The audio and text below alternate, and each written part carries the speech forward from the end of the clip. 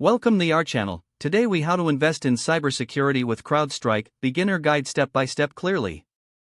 To invest in cybersecurity with CrowdStrike, first, understand what CrowdStrike does. CrowdStrike is a leader in cybersecurity solutions, providing cloud-based services to protect against cyber threats.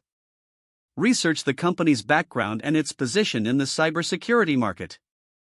Visit the official CrowdStrike website to gather information on its products and services. Familiarize yourself with the company's financial reports and earnings statements.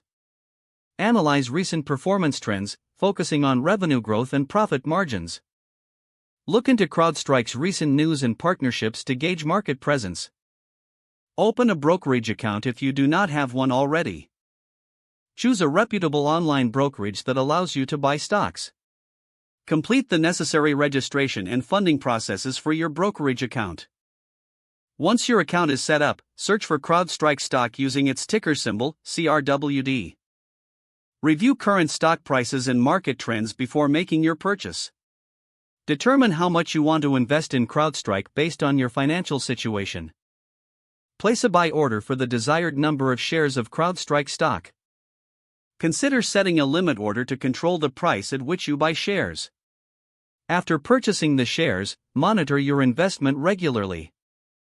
Stay updated with CrowdStrike's quarterly earnings reports and major news releases. Evaluate your investment strategy periodically to ensure it aligns with your financial goals.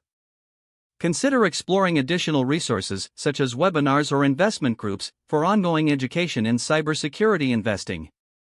If the page does not load, refresh the browser or try again in a private or incognito window. Make sure you are using the correct email address, then retype it carefully to avoid small typos.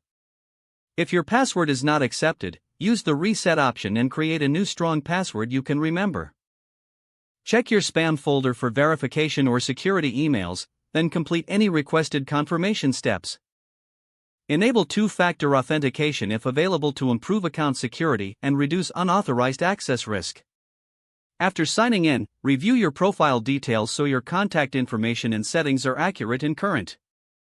If you see an error message, note it down and try again after restarting your device and internet connection.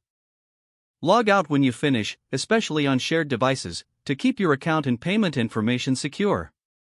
If the page does not load, refresh the browser or try again in a private or incognito window. Don't forget to like this video and subscribe to our channel for more step-by-step tech guides.